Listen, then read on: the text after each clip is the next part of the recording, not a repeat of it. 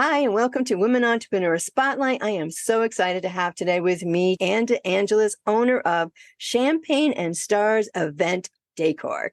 Anne retired from a 20-year career as a high school teacher and college professor and turned her passion for everything vintage, furniture refinishing skills, and eye for design into Champagne and Stars Event Decor.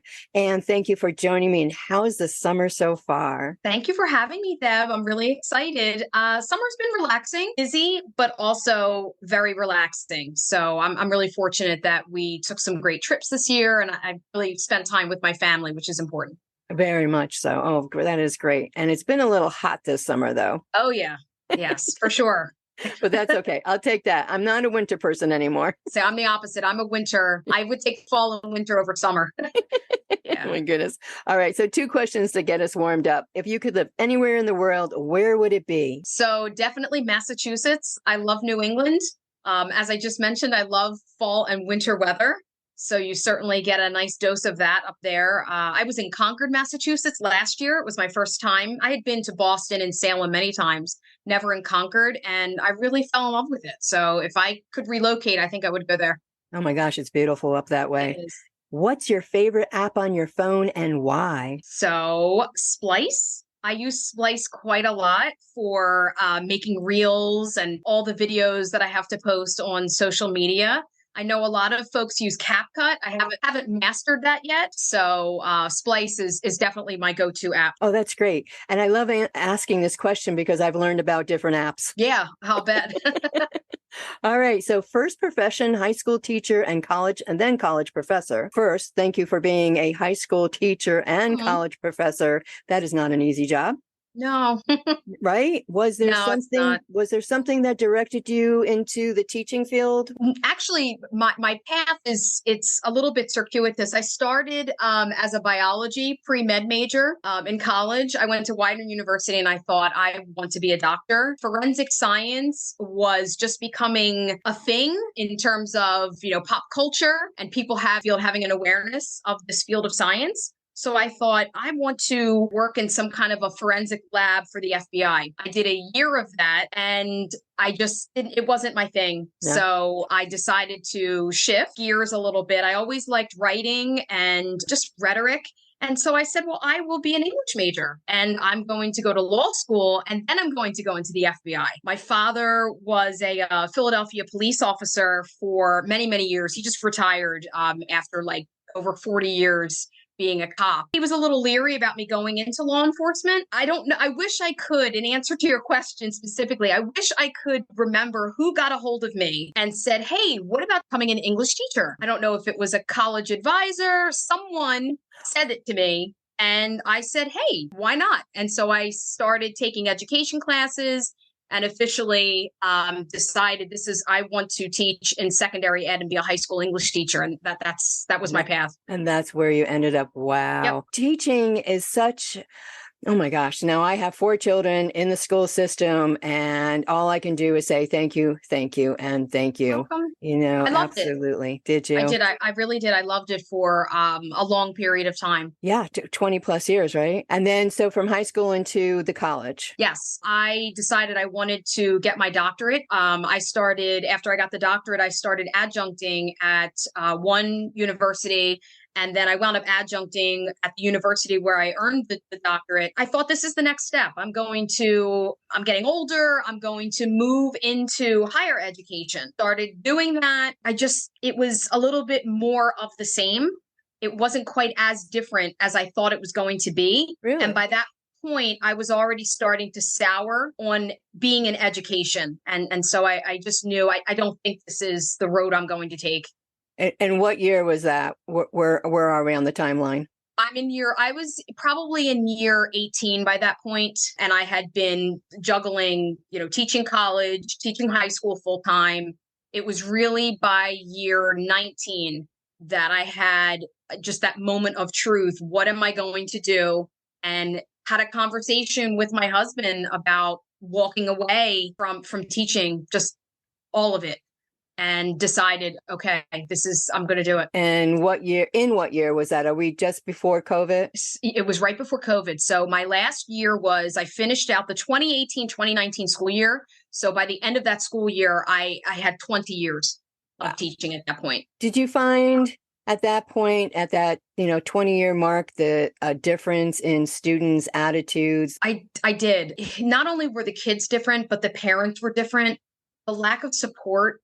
I really felt like when I went to work every day, I was already on the defensive. That's not fair to the kids, that I'm going in to teach, that I already feel like I'm gearing up for an argument today. And it wasn't healthy for me either. I saw the era of helicopter parenting, the idea of hovering over your kids and micromanaging. It had shifted into, whatever the term is now, bulldozer parent or lawnmower parent, the idea that the kids can't have any obstacles in their way. The parents are going to just move everything out of the way. Right. For me as a teacher, trying to teach these kids not only English literature, but life skills, there was a lack of respect from the kids. I ran a very tight ship in my classroom. I just commanded respect from these kids. And I do think that they appreciated that.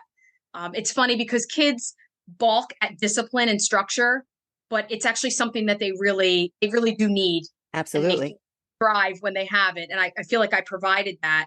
But I just started to see them have a lack of respect for me, just learning in general, and just not a lot of pride or respect in themselves. And that was devastating for me to see that shift in the kids, because it wasn't always like that. No. And it almost like you didn't even gradually get into that. It just kind of like, it just happened. Yeah, I agree. Just looking back at it myself. Yeah. And so, all right. So you come up to just before COVID, you decide that teaching is no longer, in your path, your journey anymore. And you decide and talk it over with your husband. And then you decide to do what? So I decided I'm going to take a little bit of time to figure out what my next thing is. And you think to yourself, and I had this conversation with my husband many times, I'm a teacher, I'm an educator. That's all I know how to do. And it was really him who said, listen, I want you to make a list of all of the skills that you have as a teacher. And I did that. Just record keeping, organization, creativity. He said, look at all of these really great skills. These things are really transferable into other fields and industries. Like, you have to just open your mind a little bit, stop thinking so narrowly. And so I thought, he doesn't know what he's talking about. I'm going to go into educational publishing, maybe content writing for textbooks, because I knew teaching wasn't what I wanted to do, but I could still stay in education. And then I just got to the point where I said, no, I don't think I want to do that either. I want to do something different and new. Had a little bit of a crisis, and just in having conversations decided, I think I want to work for myself. And I want to do something fun and creative, and just had those conversations, and the idea for the business was born that way. And you have a unique hobby, I would call it back then. I'll take that back. You have a passion. You had a passion. And what is that passion? So I love throwing themed parties. And I've been doing it for quite a while. I can remember having one of our kids for his birthday. We did a haunted house themed party, and I literally turned every room of the house into some different scary horror aspect. I had my family members dressing up as Dracula and Frankenstein. No one was immune from being asked to participate, and it was a really good time. We host a lot of things at our house, and I did a Parisian Mother's Day. Ooh. One year. I had all of the ladies in the family doing impressionist painting. People just indulge me. Oh, that's, it's what she does. So I thought, yeah, hey, why not take that and turn that into, I don't know, something that I could market. People do like themed parties. It is a thing. And since it's my thing and other people like it too, I could have a business doing this. Absolutely. So that started the wheels turning. Yeah. And had you ever done anything like what you're doing now prior, or was it just always with family members yourself? And did you do it for other family members at their homes? No, because everyone comes to me. So okay. I tend to be the one that has all of the parties. No, I started having a Christmas party annually we did that for many years. And I invited all of my coworkers, neighbors, family, and we would have these themed parties. I would encourage people to dress up. I never really had family members asking me. I know a lot of people, their journey is they started, doing the Right. job really without being paid for it. They were just doing it for friends and family. That's right. That's not really how that worked out for me. Um, Okay, so then you're ending your teaching career. yeah, You ended that. We're getting closer to 2019 with COVID. yeah, And yeah. so you had you retired by then, or I did did. everything come crashing all at one time? No, so I retired in June of 2019. That was my last school year. I finished out the year. I mean, I Okay. wasn't going to leave the kids or my colleagues Right. hanging like that. So I finished out the year, knew I wasn't coming back, and I started, filing the necessary paperwork to get the licensure to have a business in Delaware, and really just started, revving up to do something. And then COVID hit. All right. So you just kind of reminded me, let everybody know where they can find you, get in touch with you. Yes. So I have a website. It's champagneandstarsdecor.com. I'm also on Instagram and Facebook at Champagne Stars One. Okay. All right. So, okay. So then you are applying for your licensures, you're Mm-hmm. getting your planning, and Yep. then you get into what's next. Well, COVID. There you go. I was stopped in my tracks. The one thing that I hear from people in this industry, even some of the guests that you've had on your show, they were already in business. Yes. And so this was it was a terrible blow to the trajectory that they were on, because they had just gotten their footing and they were doing something. Yep. I really didn't have that. So I feel a little fortunate that COVID, everything shut down. It gave me time to just really work on figuring out how I wanted to execute the business. As things started to open up a little bit, gathering inventory, but events really weren't happening. So I wasn't really missing out on business. Right. By the time everything opened up, I was ready. And so Right. I could just start. So you took your time with the planning. For sure. Did you put a business plan together? I did. You Google, how do you start a business? You start very generally. I've seen Shark Tank, so I know about business plans, and I went online. I found a very simple template, and filled it in, and it really just gave me an opportunity to think about, okay, what are the goals with what is the business? What are the goals, and how do I get there? What do I need to do in order to get there? So and being a teacher, I love graphic organizers and templates, so it was definitely helpful. It was helpful for me. And would you recommend having a business plan in place for other women entrepreneurs? Sure. I mean, it can't hurt. I didn't have to consult anyone. All I did was Google, and I found one that worked for me, and it just really gave me an opportunity to organize my thoughts. Yeah, because I've told other women too, even if it's just at the simpler the better in the beginning, because Sure. it will evolve over time, and Yeah, you can change it, you can add to it going down the line. All right, so absolutely. then you get everything in place, you have Mhm. everything ready to go. And so when did you start the business? Yeah, so as soon as events, everything opened up and events were starting to happen, I was also during this time, I was working on having a website built. I had hired a web designer to do that for me. And so I was able to get on social media, which I was not on previously. So a friend of mine said, you need to actually get on social media. So I figured all of that out, Ah, was able to publicize the website is up, and I was open for business. And yeah, it took a while, but bookings started to trickle in, and okay, this is a real thing. I'm actually doing this. it's exciting. Yeah, it was. Oh my gosh. Yeah. Yeah. Social media for everybody these days. Oh yeah. That's almost a job in itself. Oh, it is. Yeah, it's the worst part. It's the worst part of the job, but it's necessary, and it definitely has pros, for sure.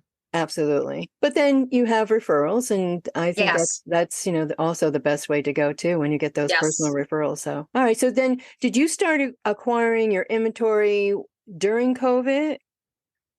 I did. But after they started allowing things to open up, Okay. yeah, I would go to estate sales. thrift stores, antique shops. Facebook Marketplace is also, I just find that another person's trash is someone's treasure. Especially, for me, someone that's in this business. I have a lot of vintage furniture and decor. I just took my time gathering things. I really went into this thinking I'm just doing themed events. So I had very specific visions for what I wanted my Roaring 20s package to be and what I wanted my 80s package to be.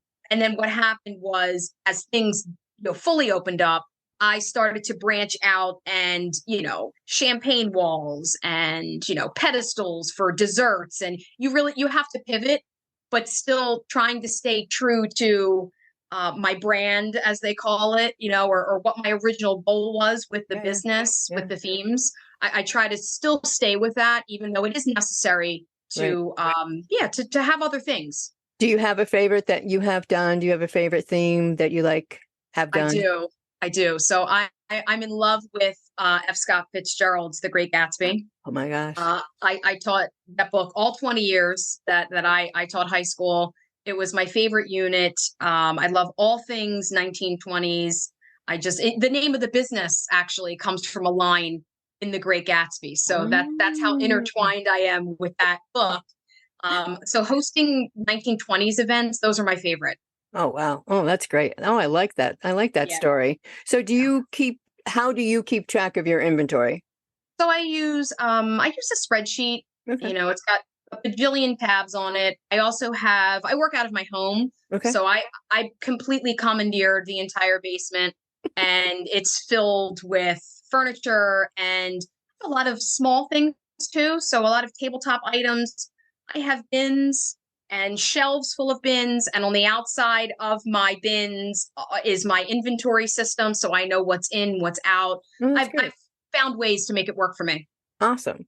So what's been the highlight of owning and having your own business? Just working for myself is really, it's important. I didn't realize how much I would enjoy that. Being able to close my laptop when I want to, answer an email in a timely fashion, because I always do that, but it doesn't have to be right now. I just don't have the pressure on me that I had working in the school system. So I feel like that has been, that's probably one of the best things about this. Does it work better balancing life and work, owning your own business? Yeah, for sure. I knew that I needed to make a shift in my career when, like I said earlier, I went to work stressed and then I came home stressed. And then I'm picking up my little ones. I've got a son and a daughter, and I'm sitting down and doing homework with them. And I just don't have any more gas in the tank. And I know a lot of working moms find that to be true as well. Oh, absolutely. But for me, I can only speak from my own experience. I just really felt like I had nothing left to give them. And that's so not fair to them because they're the most important thing. And when I saw myself being irritable and just really having a hard time coming home and to a second job, because parenting is hard, something has to change. Something has to give here. Yeah. So, kudos for you to finding that balance and being able to do that. Do you block out time for family time, or do you just, you probably know when your parties are, obviously. Yes. So you can work around that. Is it a lot of weekend parties that you're putting together?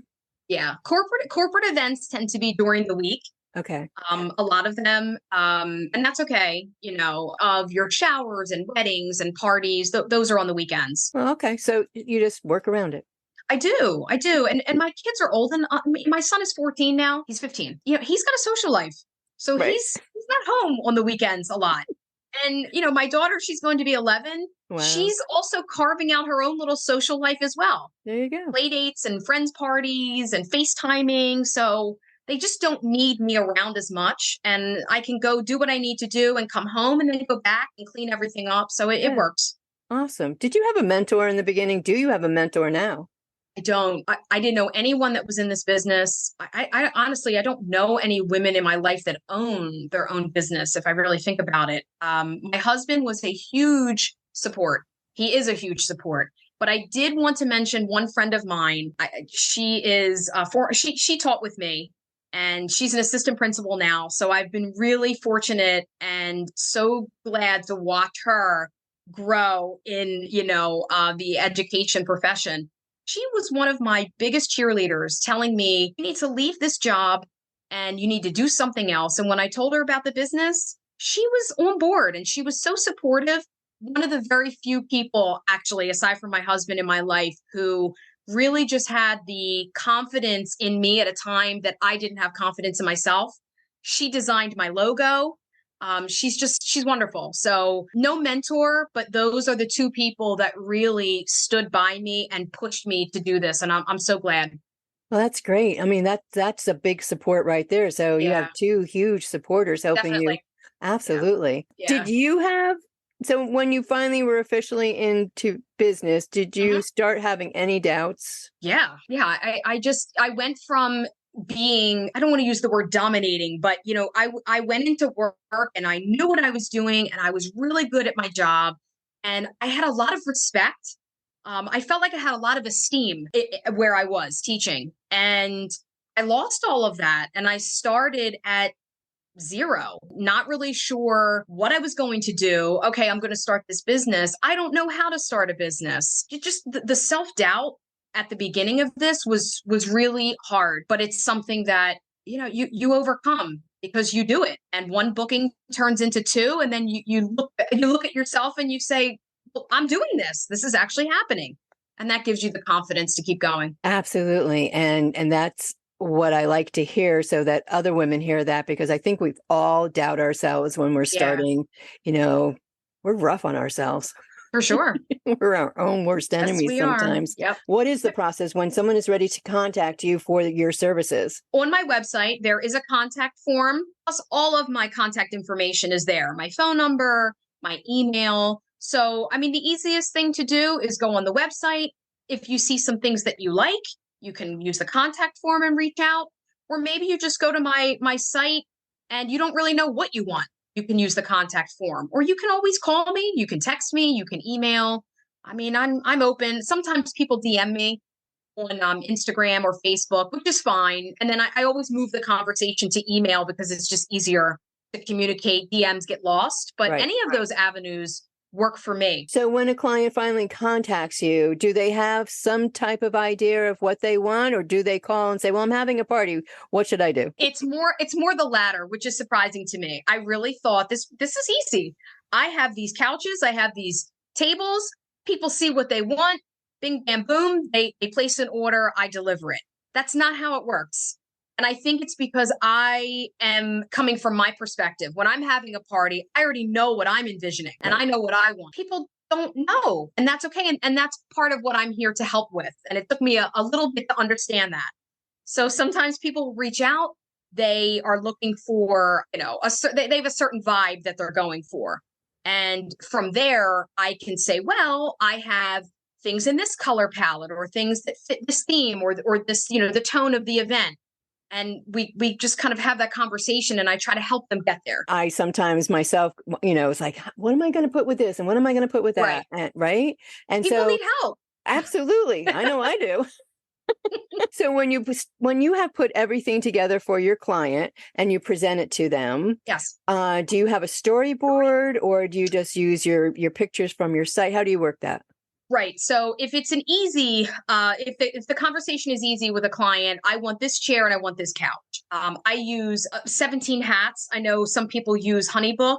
It's Okay. really easy. I can send them a quote, and then if they like everything, I'll send them the contract. They pay. It's nice and easy. For the clients that really aren't sure, or I need to help them build something that fits whatever they're envisioning, I'll use Canva a lot. It's very helpful. And I will actually take pictures of my items and I will arrange them so that they can see, okay, this is the couch and this is the chair and these are the candles and this is exactly how it's going to be positioned and how it will look when I set this up. So Canva is very helpful to create those mock-ups, is what I like to call them, Oh, for my awesome. clients. I use Canva, but not for that. So, I Yeah. mean, have you ever gotten into a position with a client where they maybe didn't like what you presented to them, and I or that really, you didn't like what they came up with?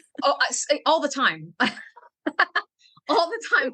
They want something, and I'm like, but as my husband reminds me, it's not your party, it's their party. And if they want it, then, you just give them what they want. It's nice and easy. But for me, I'm always, I want to make a suggestion. So it's taken me time to learn when that's appropriate and when it's not. Yeah, I really never had anyone disappointed with my work. It's been quite the opposite. So I've been lucky. It's one of the good things about this job. When you're teaching, it becomes almost thankless, and you feel like you're spinning your wheels, especially, before I left, when things started to really, I got sour on it.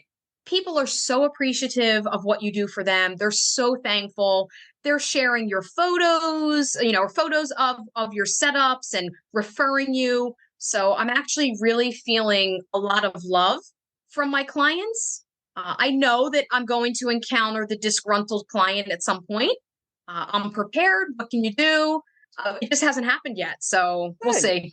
And it may never, and I'm sure it won't, because you have such a flair. I've seen your website. Do you have other people that work with you? Do you have a support team that works, or are you working by yourself? I work by myself. I work by myself. My husband is definitely a resource. I'm always, sometimes I use him more as just a sounding board, because he'll try to offer suggestions, and I don't really want the suggestions. I just need someone to listen to me as I run through my ideas.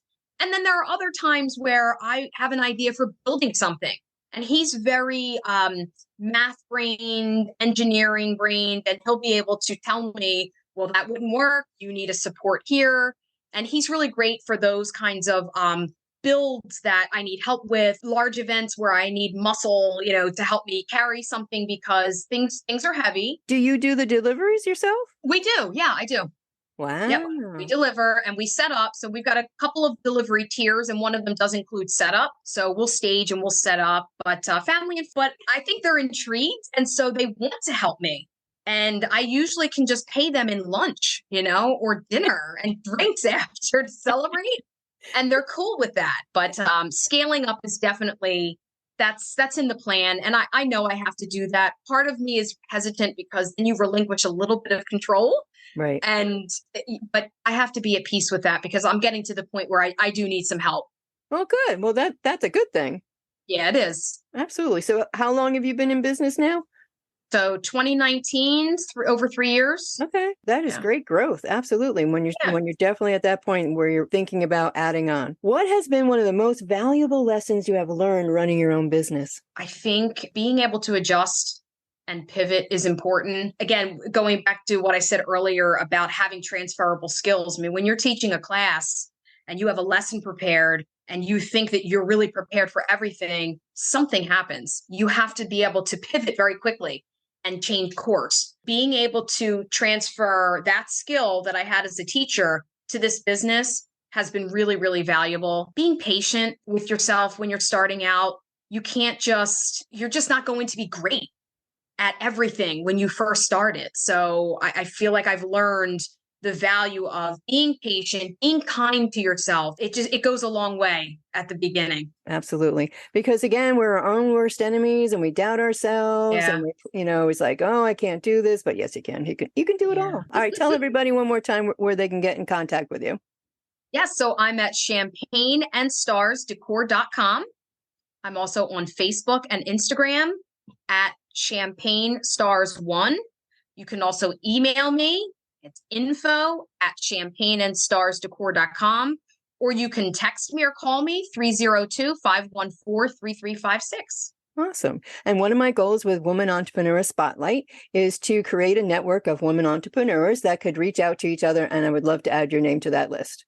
I would love it. And I would be so honored. Thank you. Thank you. You have stepped into another realm of entrepreneurship, right? So Anne has started, and I like large parties, conversations, and cocktails with influential women in the events industry. So how did that come about? So I love podcasts, and usually they're of the true crime variety, but I like to branch out and I like to listen to different things. I really enjoy them. sometimes very cathartic. You can just put it on and still do what you're doing, learn new things. So it's been something I was thinking about at the start of this year because I felt like, okay, I've got my footing in this business. So I can, focus maybe on some other projects that are related, but a little different. So I decided to start this podcast. I've met some really great women, yourself included, through social media. I feel like, the events industry, it's just so varied, and all of the services and the skills that we women in this industry have, it's so rich and varied. And I feel like I want to talk to them and I want to work with them. The idea is networking and collaboration, and also hearing a little bit about how they got into it. I just thought it would be a cool project to take on at this stage. I So love it. that's what I'm doing. Thank you. Oh, you're welcome. No, absolutely. With the podcast is just exploding all over, and to have, great women in this industry and to be able to highlight their businesses also. Absolutely. Well, congratulations. Now, Thank you. when is it debuting? So I'm in the process of recording episodes now and editing things. I'm hoping to launch end of September, early October. All right. Well, we will be waiting for the update for when it will be released. I'm Awesome. excited for you. Thank you. And it has been a pleasure having you as a guest today. And if you haven't checked out Anne's website, you better be doing that right after this podcast, because you are just absolutely wonderful. I have enjoyed this conversation with you. Thank you for taking the time out of your busy schedule to be here. And again, Champagne and Stars Event Decor. And I wish you much success. Thank you so much. And thank you for having me. You are welcome.